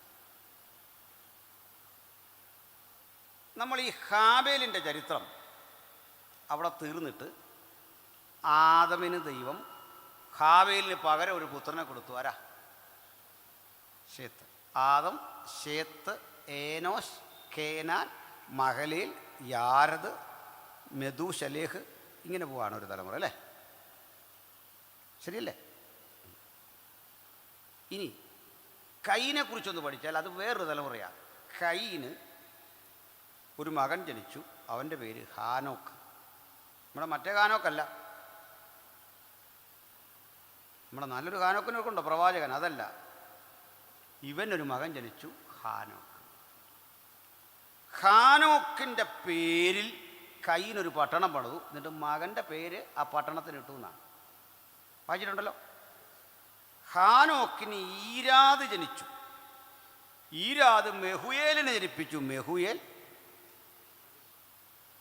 മെഥൂശലേഖല്ലല്ലോ, മെഥൂശയേലിനെ ജനിപ്പിച്ചു. മെഥൂശയേൽ ലാമക്കിനെ ജനിപ്പിച്ചു. അവിടുത്തെ വാക്യ ലാമക്ക് 2 ഭാര്യമാരെ എടുത്തു. The first polygamist in Bible. Polygamy, ഒന്നിലധികം വിവാഹം, ബൈബിളിൽ ആദ്യം കാണുന്നത് ഇവിടെയാണ്. നീ കുടുംബത്തെ പറ്റി ഒരല്പം പറയാനുണ്ട്. ഈ കുടുംബം ഒരു കലാകുടുംബമാണ്. കാരണം ഈ ലാമെക്കിൻ്റെ ഒരു മകൻ യാബാൽ പശുപാലകന്മാർക്കും കൂടാരവാസികൾക്കും പിതാവ്. ഈ മൃഗങ്ങളെ ഒക്കെ ഇണക്കി വളർത്തി, പാലുൽപ്പന്നങ്ങളും ഇറച്ചിയും ഇതിനൊക്കെ വേണ്ടി മൃഗങ്ങളെ ഇണക്കി വളർത്തുന്ന തൊഴിൽ. അത് തുടങ്ങുന്ന ആരാ? യാബാൽ. അയാളുടെ ബ്രദറാണ് യൂബാൽ. അവൻ വേണുവും കിന്നരവും വായിക്കുന്നവർക്ക് പിതാവ്. സുഷിരവാദ്യവും സ്ട്രിങ്സ് ഇതൊക്കെ ഉപയോഗിക്കുന്നവർ. അപ്പം കല, ആടുമാട് വളർത്തുമൃഗങ്ങളുടെ സംരക്ഷണം, കൃഷി. അടുത്തവൻ ചെമ്പ് കൊണ്ടും ഇരുമ്പ് കൊണ്ടും ആയുധം തീർക്കുന്നവർക്ക് പിതാവ് തൂബൽ കയ്യൻ. അപ്പോൾ ഒരാൾ ആയുധ നിപുണൻ, ഒരാൾ കൃഷിവലൻ, ഒരാൾ കലാകാരൻ. അവർക്കൊരു സഹോദരി നയമ. അവളെന്തോന്നൊന്നും പറയുന്നില്ല, വല്ല ഡാൻസോ നൃത്തമൊക്കെ ആയിരിക്കും ഇതിലായിട്ട്. അപ്പോൾ ഇത്രയും നല്ലൊരു കുടുംബം. ആ കുടുംബത്തെ പഠിക്കണം. പട്ടണം പണിത ഇവരാണ്, കല കൊണ്ടുവന്ന ഇവരാണ്, സംസ്കാരവും നാഗരികതയും ഇവർ കൊണ്ടുവന്നാണ്, കൃഷി കൊണ്ടുവന്ന ഇവരാണ്. മനുഷ്യൻ ഡെവലപ്മെൻറ്റ്സ് എന്ന് പറയുന്ന, അല്ലെങ്കിൽ ഇപ്പോൾ മുഖ്യമന്ത്രി പറയുന്ന, പ്രതിപക്ഷ നേതാവും പറയുന്ന വാഗ്ദാനം മുഴുവൻ തുടങ്ങുന്ന എവിടുന്ന? കയ്യിൻ്റെ വീട്ടിൽ നിന്ന്. അവരാ നമ്മുടെ മാതൃക. ശരിയാണോ? അതേസമയത്ത് മറ്റേ തലമുറ എടുത്തേ, അതിലൊരുത്തിൻ്റെ കാര്യം പറയാ. ശേത്തിൻ്റെ കാലത്ത് യഹോവയുടെ നാമത്തിലുള്ള ആരാധന തുടങ്ങി. ഹാനോക്ക് ദൈവത്തോടു കൂടെ നടന്നു. നോഹ പെട്ടകം പണിതു. അപ്പോൾ ഒരു തലമുറ യാഗപീഠം, പ്രവചനം, പെട്ടകം, ഇങ്ങനെ പോവാം. ഒരു തലമുറ വീട്, നാഗരികത, വിവാഹം, ബഹുഭാര്യത്വം, കല, സംസ്കാരം, ഇങ്ങോട്ടും പോവാം. ശരിയല്ലേ? കുഞ്ഞ് ചോദിച്ചതിലേക്ക് വരും. ശരി, ഇലാബറേറ്റ് ഇതൊരു മറുപടി പ്രധാനപ്പെടും. ഈ 2 വഴിക്ക് പോവാം മനുഷ്യർ. ഇതിൽ ആത്മീയൻ എപ്പോഴും പറയുന്നത് എന്തായിരിക്കും? വീട് കൊള്ളാം. നമ്മൾ പറയുമോ വീട് വെക്കരുത്, ഇതൊന്നും വെക്കരുതെന്നും അല്ല പറയുന്നത്. സംസ്കാരം വേണ്ടെന്നല്ല പറയുന്നത്, കല വേണ്ടെന്നല്ല പറയുന്നത്. ദൈവത്തെ മറക്കരുത്. ഇങ്ങോട്ട് ക്ഷണിക്കുകയും പരിധി വിട്ടു വരുമ്പോൾ ശേഷം മനുഷ്യർ ഈ തലമുറയിൽ നിന്ന് അങ്ങോട്ട് ഒഴുകാതിരിക്കാൻ ഇവർ ദൂതറിയിക്കും, പ്രവചിക്കും, പെട്ടകം പണിയും, രക്ഷപ്പെടാൻ പറയും. ഈ സന്ദേശമാണ് ഈ ശേത്തൈറ്റ്സ് ചെയ്തുകൊണ്ടിരുന്നത്. കൈനൈറ്റ്സ് ചെയ്തുകൊണ്ടിരുന്നത് ലോകത്തെ ഉടച്ചു വാർത്ത് നമുക്കെങ്ങനെ ജീവിക്കാം. ശേത്തൈറ്റ്സ് ചെയ്തത് നമുക്കെങ്ങനെ നിത്യത കരഗതമാക്കാം, ദൈവമകനായി ഭൂമിയിൽ വസിക്കാം. ഇനി രസകരമായ കാര്യം, ഈ ലാമെക്കൊരു വലിയ മനുഷ്യനാണ്. ഇത്രയും നല്ലൊരു കുടുംബം, 2 ഭാര്യയും, അതിലെല്ലാം മക്കളും, അതിൽ കഴിവുള്ള മക്കളും. എന്തൊരവസ്ഥയാ! ഒരു രസകരമായ കഥ കേട്ടത്, ഒരിക്കലൊരു വാസു വീട്ടിൽ ചെന്നപ്പോൾ ആ വീട്ടിലെ അമ്മച്ചി 5 മക്കളെക്കുറിച്ച് പറഞ്ഞിട്ട് പറയുക, എല്ലാവരും വട്ടുകയറി കളിക്കുക, ഒരുത്തനല്പം ഭേദമുണ്ട്, അവൻ ആ വീട് കത്തിക്കുന്നതെന്ന്. മനസ്സിലായോ?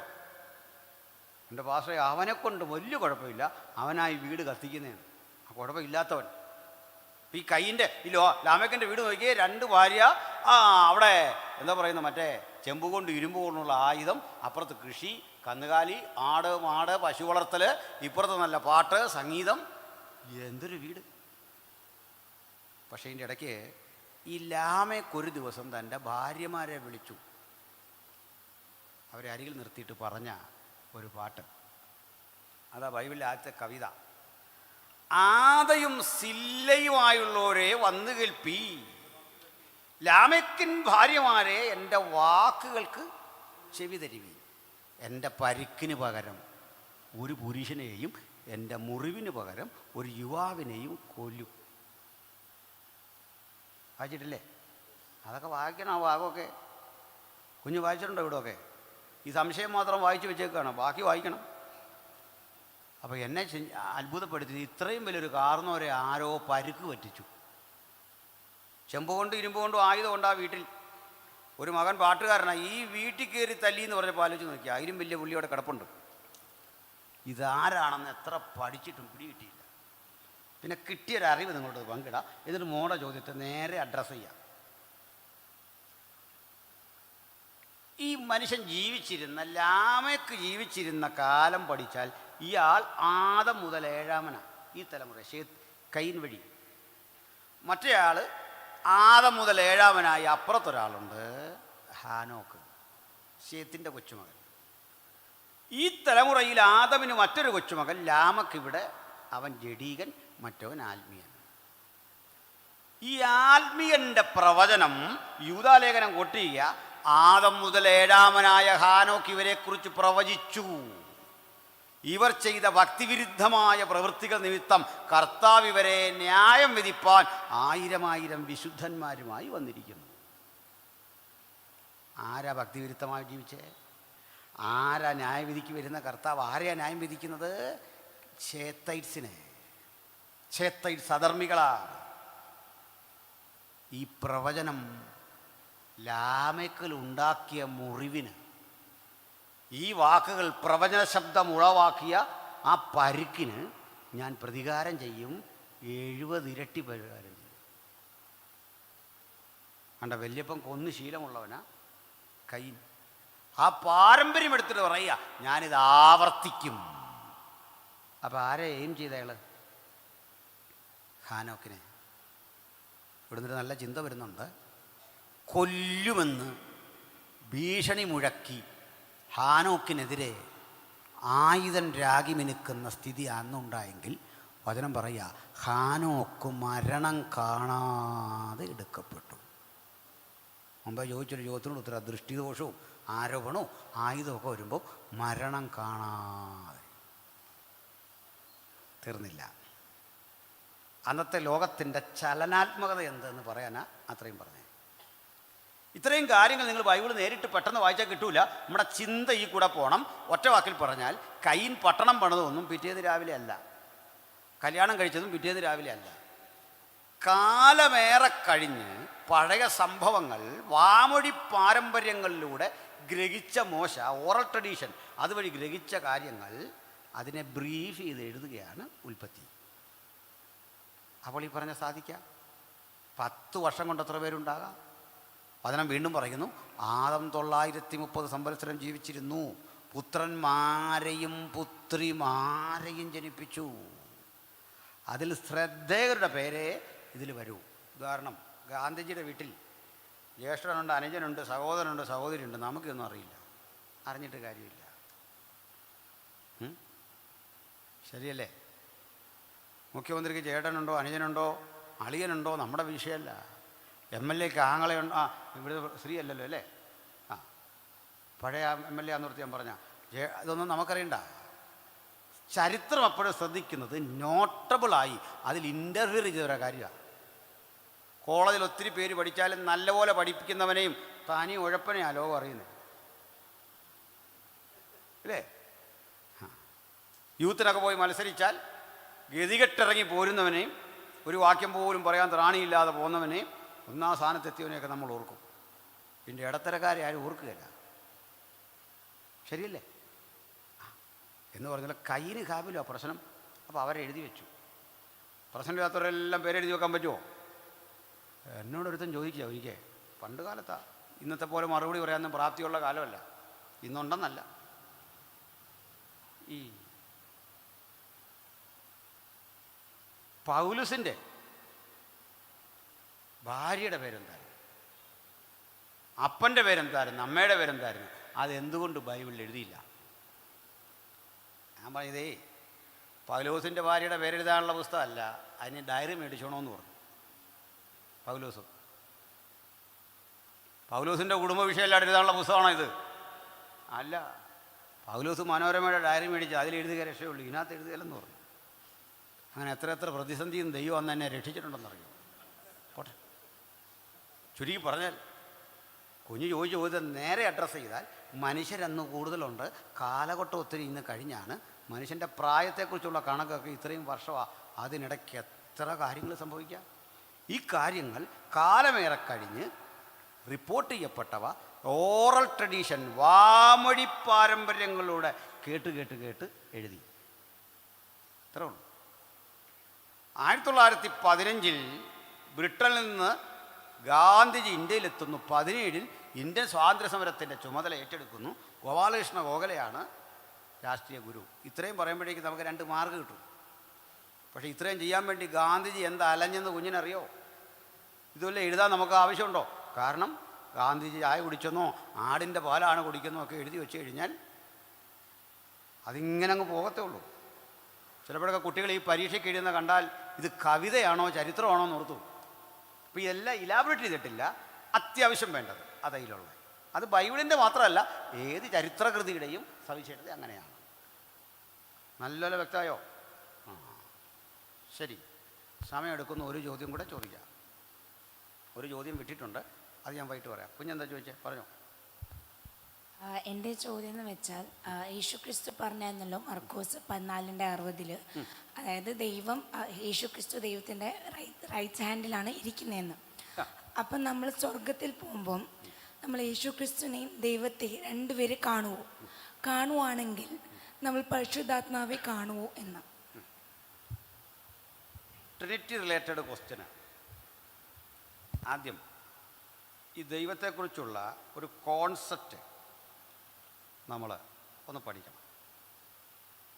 ചില കട്ടിപ്പദങ്ങൾ തിയോളജിക്കകത്ത് ഒക്കെ പറയാറുണ്ട്. അതൊന്ന് മലയാളീകരിച്ച് ഞാൻ പറയാം. മലയാളീകരിച്ചാൽ ഇംഗ്ലീഷിനേക്കാൾ കട്ടി, അത് വേറെ കാര്യം. ഒരുത്തനോട് പറഞ്ഞു, ഈ പ്രപഞ്ചം എന്നുള്ളത് ഒന്ന് ലളിതമായി പറയാൻ പറഞ്ഞു ബ്രഹ്മാണ്ട കടാഹം എന്ന് പറഞ്ഞു. പ്രപഞ്ചം എന്ന് കേട്ടിട്ട് പിടിയിട്ടില്ല, അതിന് ലളിതമായിട്ട് പറയാം. ഇംഗ്ലീഷ് മലയാളീകരിച്ചാൽ അതിലും പ്രയാസമുണ്ടെങ്കിലും ഞാനൊന്ന് പറഞ്ഞു തരാം. ഓർത്തപ്പോഴാ, now I am standing on the point. പരിഭാഷപ്പെടുത്തിയാൽ പറഞ്ഞു, സായിപ്പ് ഇപ്പോൾ മുനയിലാണ് പ്രിയപ്പെട്ട് നിൽക്കുന്ന, മുനയിൽ. മനസ്സിലായോ? ഓൺ ദ പോയിന്റ് എന്നല്ലേ ഞങ്ങളൊക്കെ പറഞ്ഞൊരു പേരുണ്ട്, ആന്ത്രോപ്രോഫോർമോർഫിസം എന്ന് വെച്ചാൽ ദൈവത്തെ മനുഷ്യവൽക്കരിച്ച് പറയുക. കയ്യ്, കാല്, കണ്ണ് എന്നൊക്കെ പറഞ്ഞൊരു മനുഷ്യനാക്കി ചിത്രീകരിച്ച് പറയുക. എന്തിനാണെന്ന് വെച്ചാൽ നമുക്ക് മനസ്സിലാവാൻ. സർവശക്തൻ, സർവജ്ഞാനി, സർവവ്യാപിയായ ദൈവം നിങ്ങൾ ഒരു പള്ളി പണിയുന്ന കൂടി, നിങ്ങൾ ഒരു ക്ഷേത്രം പണിയുന്ന കൂടി ഈ വിശ്വാസം മുഴുവൻ പൊളിഞ്ഞു. കാരണം എന്താ? സർവവ്യാപി എന്നുള്ളതിന് അർത്ഥമില്ല. ഇത് സോളമൻ അറിഞ്ഞേച്ച് പറയുക, സർവശക്തനായ സർവവ്യാപിയായ നീ സ്വർഗാദി സ്വർഗത്തിൽ ഒതുങ്ങുന്നവനല്ല, പിന്നെ ഞങ്ങൾ ഏകാഗ്രപ്പെട്ടെന്ന് പ്രാർത്ഥിക്കാൻ ഈ സ്ഥലം. ഇത്രേ ഉള്ളൂ. എങ്കിലും ദൈവത്തെക്കുറിച്ച് പറയുമ്പോൾ നമ്മൾ അറിയേണ്ടത് നമ്മുടെ ഭാഷയിൽ നമ്മുടെ ശൈലിയിൽ പറയാനാ വലങ്കരം, വലത് ഭാഗത്തിരുന്നു. ആ കൂടെ ഒന്നുകൂടെ പഠിച്ചു.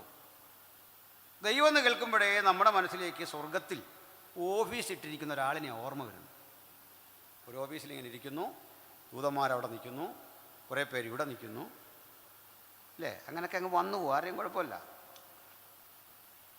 അത് നമുക്കറിയാൻ വേണ്ടി, നമുക്ക് ബോധ്യം വരാൻ വേണ്ടി ഉള്ളൊരു ശൈലി എന്നതിനപ്പുറത്ത് വേറെ അർത്ഥം അതിനുണ്ട്.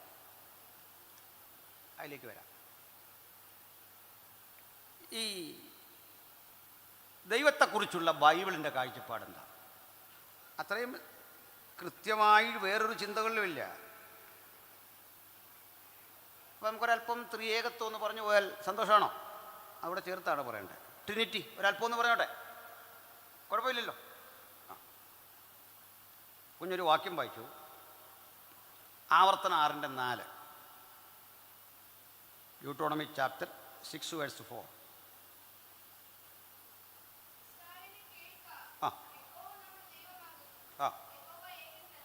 മതി. ഇസ്രയേലേ കേൾക്ക, യാഹ്വേ നമ്മുടെ ദൈവമാകുന്നു, യാഹ്വേ ഏകൻ തന്നെ. ഇങ്ങനെയാണ്. നോട്ട് എഴുതുന്നവരുണ്ടെങ്കിൽ ഞാൻ പറയുന്നവ ഒന്ന് എഴുതണം. കുഞ്ഞിന് നോട്ട് ബുക്ക് എന്തേ? അതെ, ഈ കുഞ്ഞെഴുതുക. കുഞ്ഞ് പടം വരയ്ക്കണം. ഞാൻ നോക്കുമ്പോൾ ഇങ്ങനെ ECG എടുക്കുന്ന പോലെയാണ്ട് ചെയ്യുന്നു. നേരത്തെ എൻ്റെ ECG നേഴ്സാണ് പുറത്തുള്ളത്. ഇങ്ങനെ വെക്കുന്നുണ്ട്. നമ്മൾ പണ്ട് സ്പെല്ലിംഗ് മിസ്റ്റേക്ക് അറിയാതിരിക്കാൻ വേണ്ടി ചെയ്യലായിരുന്നു എന്ന് പറഞ്ഞ പോലെ. അപ്പോൾ ആദ്യത്തെ 3 ലൈനിൽ എഴുതണം. 4ാമത്തെ ലൈനിൽ SHMA, ക്ഷേമ ഇസ്രയേൽ, ക്ഷേമ ഇസ്രയേൽ. തീർന്ന് എളുപ്പമാണ് കേട്ടോ. ഇത് കട്ടിയൊന്നുമില്ല, എളുപ്പത്തിൽ മനസ്സിലാവും. 2ാമത്തെ ലൈനിൽ ഒരല്പം ശ്രദ്ധിക്കണം, ക്യാപിറ്റൽ എഴുതണം. ഇനി എല്ലാ അക്ഷരവും ക്യാപിറ്റൽ എഴുതണം, മസ്റ്റാണ്. YHWH. എന്തിനാ അങ്ങനെ എഴുതിയെന്നൊക്കെ പിന്നെ പറയാം. YHWH എന്ന് ക്യാപിറ്റൽ അങ്ങ് എഴുതിക്കൂ, സ്പേസ് ഇടുക. ഇനി സ്മോൾ ലെറ്റർ എഴുതാം. ELOHINU എങ്ങനെ വായിക്കും? ELOHINU എങ്ങനെ വായിക്കും? എലോഹിനു. ലാസ്റ്റ് വീണ്ടും 3ാമത്തെ ലൈനിൽ എഴുതേണ്ടത് YHWH ക്യാപിറ്റൽ. അടുത്തത് വീണ്ടും സ്മോൾ സ്പേസ് ഇട്ടിട്ട് ECHAD.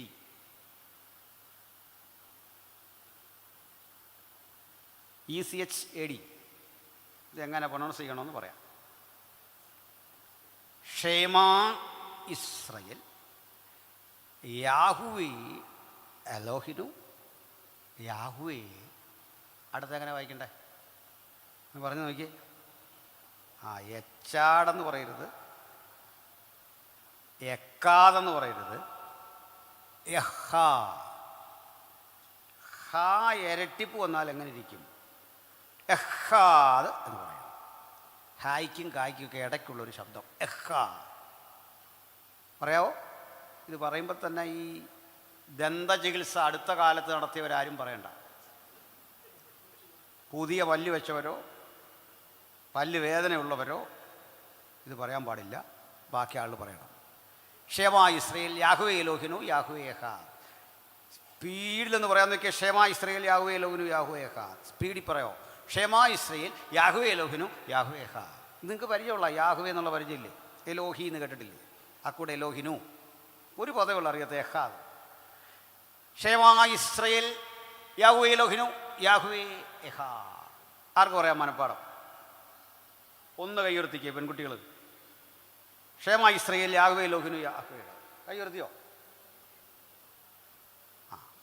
പഠിച്ചോ? പഠിച്ചാൽ മതി.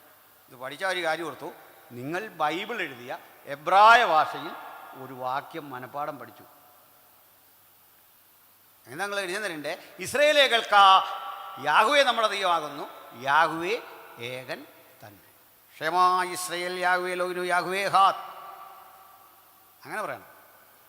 ഓക്കെ. ഇനി ഇതെന്താണെന്ന് വിശദീകരിക്കാം. ഇതെന്തിനാണ് ഈ YHWH ക്യാപിറ്റൽ എഴുതിയെന്ന് ചോദിച്ചാൽ, എബ്രായ ഭാഷ, ബൈബിളിൻ്റെ പഴയ നിയമം എഴുതിയ ഭാഷയ്ക്കൊരു പ്രത്യേകതയുണ്ട്. സ്വരാക്ഷരങ്ങളില്ല, വൗവൽസ് ഇല്ല, എല്ലാം വ്യഞ്ജനങ്ങളാണ്.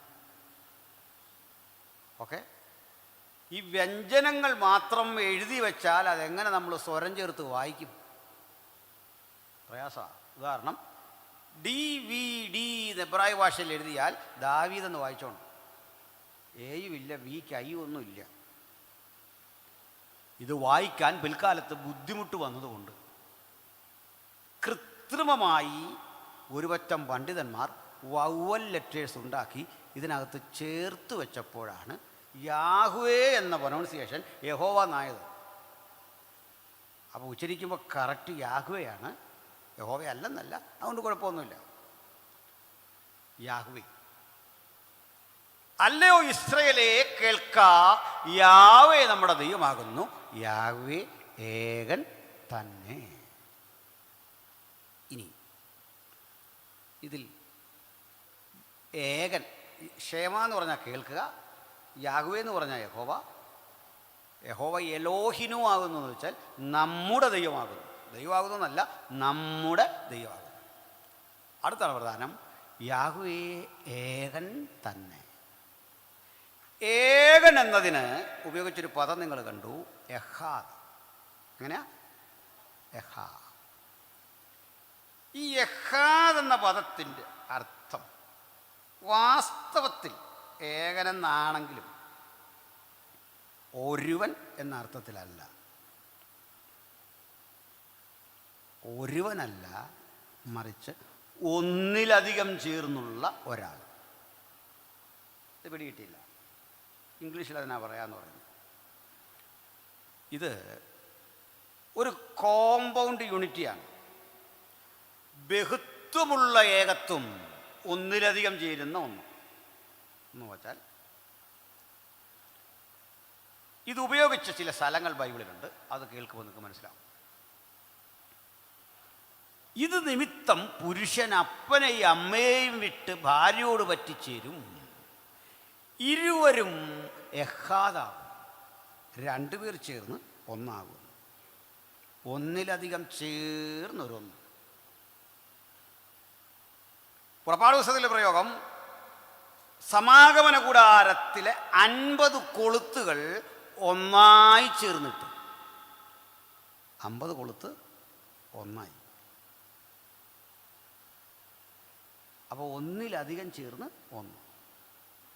ഇവിടെ മാസയോഗം നടക്കുന്നു, ഡിസിപ്പാസ് പറയുന്നു. ആ ഒരു സഭയിൽ നിന്ന് ആരെയും കണ്ടില്ലല്ലോ. അപ്പോൾ ഒരാൾ എഴുന്നേറ്റ് നിന്നു. ഉണ്ടോ? ശരി, ഒരു വാക്ക് പറഞ്ഞിരുന്നു, ഇരുന്നു. വേറെ സഭ വിളിച്ചപ്പോൾ ഒരു 3 പേര് എഴുന്നേറ്റു. 3 പേര് എഴുന്നേറ്റതും ഒരാൾ എഴുന്നേറ്റതും തത്വത്തിൽ തുല്യ. കാരണം ഒരു സഭ എന്ന് പറയുമ്പോൾ ഒന്നിലധികമാണ്. ഒന്നിലധികം ചേർന്നൊരു സഭ, ഒന്നിലധികം ചേർന്നൊരു ക്ലാസ് എന്നതുപോലെ ദൈവത്തെക്കുറിച്ചുള്ള പരാമർശം എഹാദ് എന്നാണ്. ഇനി വെറും ഒന്നുണ്ടല്ലോ, 1, 1, 2 എന്നൊക്കെ പറഞ്ഞില്ലേ, 1. ഈ ഒന്നിന് എബ്രായ ഭാഷയിൽ പറയുന്നത്, അബ്സല്യൂട്ട് വണ്ണിന് പറയുന്നത് വേറൊരു പേരാ, യാഹീദ് എന്നാണ്. YAHWD. ഇപ്പോൾ നമുക്ക് പാസ് തന്ന കുറിപ്പിനകത്ത് ഇത്താഹിൻ്റെ ഏക മകൾ എന്ന് പരാമർശം വന്നല്ലോ, ജഡ്ജസ് 11, 30, 31. ഇത്താഹിൻ്റെ ഏക മകൾ, അവിടെ എഹാദല്ല, യാഹീദാണ്. അപ്പോൾ ഒറ്റയ്ക്കൊരാളെ പരാമർശിക്കാൻ യാഹീദും ഒന്നിലധികം ചേർന്ന് വരുന്ന ഇടത്ത് എഹാദും. അപ്പം അങ്ങനെയെങ്കിലും ചോദ്യം, ദൈവത്തിൽ ബഹുത്വമുണ്ടോ? അതിന് സൂചന തരുന്ന വാക്യമുണ്ട്, അനന്തരം നാം നമ്മുടെ സ്വരൂപത്തിൽ മനുഷ്യനെ സൃഷ്ടിക്കുക. വായിച്ചിട്ടുണ്ടല്ലോ അല്ലേ? മനുഷ്യൻ നമ്മിലൊരുത്തനെ പോലെ ആകാതിരിക്കാൻ, അതും വായിച്ചിട്ടുണ്ട്.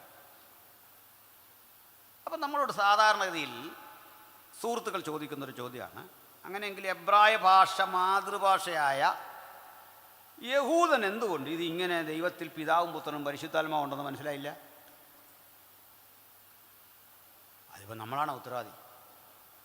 അവനെ മനസ്സിലാക്കി കൊടുക്കാൻ നിങ്ങൾക്ക് ഞാൻ പഴയ നിയമത്തിൽ തന്നെ ഒരു വചനം വായിച്ച് കേൾപ്പിക്കാം. യെശയ്യാ 50-1 മുതൽ വായിച്ചോ, വേഗത്തിൽ വായിച്ചോണം, ശ്രദ്ധിച്ച് വായിക്കുകയും വേണം. നിർത്തിയേക്കാം പെട്ടെന്ന്.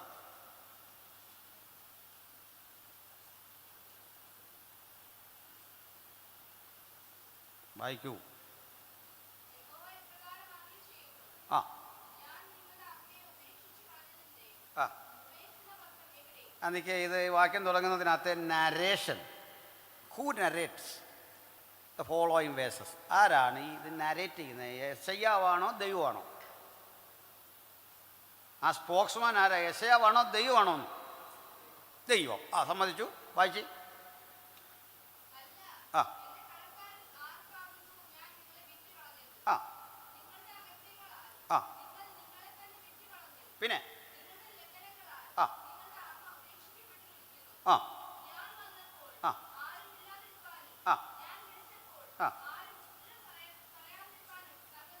പിന്നെ ആ ആ ആ ആ ആ പിന്നെ പിന്നെ ആ പിന്നെ ഉടുപ്പിക്കുകയും ആ ആ ആ ആ ആ അവിടെ നിന്നിരിക്കെ തളർന്നിരിക്കുന്നവനെ വാക്കുകൊണ്ട് താങ്ങുവാൻ യഹോവയായ കർത്താവ് എനിക്ക്. ഇപ്പം ഇതുവരെ സംസാരിച്ചുകൊണ്ടിരുന്ന ആളിന് എന്ത് പറ്റി? യെശയ്യാവാണോ ദൈവമാണോ?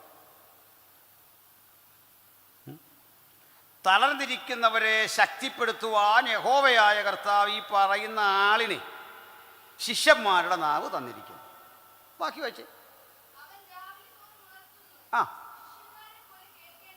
ആ അപ്പോൾ രണ്ടുപേരെ നമ്മളെ കണ്ടു. ഒന്ന് ഞാൻ, രണ്ട് യഹോവ. തുടക്കം പറഞ്ഞ യഹോവ ഇപ്രകാരം അരുളി ചെയ്യുന്നു. തുടങ്ങി ഇങ്ങോട്ട് വന്നിട്ട് പറയുകയാണ് ശിഷ്യന്മാരുടെ നാവ് യഹോവ എനിക്ക് തന്നിരിക്കുന്നു. തൽക്കാലം യെശയ്യാവിനാണെന്നും കൂട്ടിക്കും. താഴ്ത്തു വായിച്ചു. ആ ആ ആ പിന്നെ ആ ആ ആ ആളിനെ മനസ്സിലായോ? നിങ്ങൾക്ക് മനസ്സിലായോ? താഴ്ത്തു വായിച്ചാൽ മൊത്തം മനസ്സിലാവും. അത് മൊത്തം വായിക്കണ്ട, സമയക്കുറവുകൊണ്ട് വായിക്കുന്നില്ല. ആളിനെ മനസ്സിലായോ? ഇതെന്തുകൊണ്ട് നമുക്ക് മനസ്സിലായി? ഏത് കൊച്ചുകുട്ടിക്കും മനസ്സിലായി? ഈ കവിളിലെ രോമം പറിച്ചു കളഞ്ഞ, അടിക്കുന്നവർക്ക് മുതുക് കാണിച്ചു കൊടുത്ത ആ വ്യക്തിയായ യഹോവ ആരെന്ന് മനസ്സിലായി. യഹോവ എന്ന പേര് യേശുക്രിസ്തുവിനും പിതാവിനും യോജിക്കും, പരിശുദ്ധാത്മാവിനും യോജിക്കും. പക്ഷേ യഹോവ എന്ന് കാണുന്നിടത്തെല്ലാം യേശുവല്ല. യഹോവ എന്ന് കാണുന്നിടത്തെല്ലാം യേശുവല്ല എന്ന് ഞാൻ പറയുന്ന ഭാഗം മാത്രം ഒരുത്തനെടുത്തിട്ട് ആഘോഷിക്കുന്നുണ്ട്. മനസ്സിലായില്ലേ? യാഹുവേ യാശുവയാണ് യേശു. യഹോശുവ എന്ന് പറഞ്ഞാൽ യഹോവയാണ്. പരിശുദ്ധാത്മാവ് യാഹുവയുടെ റൂഹയാണ്. പിതാവ് യാഹുവയാണ്. യഹോവ എന്ന പേര് പിതാവിന് ചേരും, പുത്രന് ചേരും, പരിശുദ്ധാത്മാവിന് ചേരും. ഈ മൂന്നാളുകൾക്കും വേണ്ടിയും പറഞ്ഞിട്ടുണ്ട്. സ്പെസിഫൈഡായിട്ട് പിതാവിന് മാത്രം പറഞ്ഞിട്ടുണ്ട്. എല്ലായിടത്തും യഹോവ എന്ന് കണ്ടാൽ പുത്രനാകണമെന്നില്ല.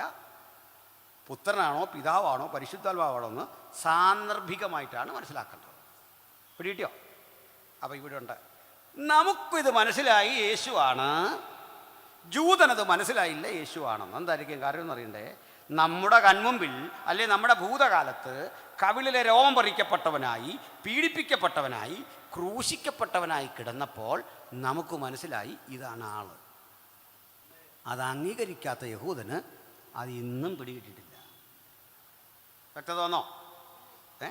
ഇനിയും പഴയ രീതിയിൽ ഒത്തിരി ഉണ്ട്, നീട്ടിക്കൊണ്ട് പോകുന്നില്ല. കുഞ്ഞ് ചോദിച്ചതിലേക്ക് നേരെ വരണം. അപ്പോൾ നമ്മൾ ചേർക്കുന്ന വേറൊരു വിഷയമാണ് ഈ തൃത്വം. ബൈബിളിൽ അങ്ങൊരു പദമൊന്നുമില്ല. പിന്നെ എന്തിനാ ഇങ്ങനെ പറയുന്നത്? ബൈബിളിൽ ആ പദമില്ല. ബൈബിളിൽ ഇല്ലാത്ത കുറേ പദം പറയാം. ബൈബിളിൽ ബൈബിളൊന്നും പോലും ഇല്ല. ഈ പദം നമുക്ക് കിട്ടുന്നത് 1382 1382 മാത്രമാണ് ഈ കവർച്ചട്ടയിൽ ബൈബിളെന്ന് എഴുതാൻ തുടങ്ങിയത്. ഇനി ഈ പേരും കിട്ടിയത്. ഈ പേരിട്ട ആൾ ജോൺ വിക്ലിഫാണ്. ഇംഗ്ലണ്ടിലെ ജോൺ വിക്ലിഫാണ്. അതുവരെ ഈ പേരില്ല. ബൈബിളിൽ നമ്മുടെ നിത്യജീവിത വ്യവഹാരത്തിലുള്ളതും ബൈബിളിൽ ഇല്ലാത്തതുമായ ചില പദങ്ങൾ പറയാം. തിരുവത്താഴം, ആ പദമില്ല. ഇനി ഒരു പദമാണ് സർവവ്യാപി, ആ പദം ഇല്ല. ദൈവം സർവ്വവ്യാപി അല്ലേ? ആ എന്ന് പറഞ്ഞ പോലെ തൃത്വം എന്ന പദം ഇല്ല, തൃത്വമുണ്ട്. എന്താ തൃത്വം എന്ന് അറിയണ്ടേ? തൃത്വം എന്ന് പറഞ്ഞേക്കാൾ ത്രിയേകത്വം, ഇതാ ശരിയായിട്ട് പറയണ്ടേ. ത്രിയേകത്വം എന്താ? മത്തായി 28:19 ത്രിയേകത്വം. പിതാവിൻ്റെയും പുത്രൻ്റെയും അതാ ത്രിയേകത്വം. അത് ബൈബിളിലുണ്ടോ?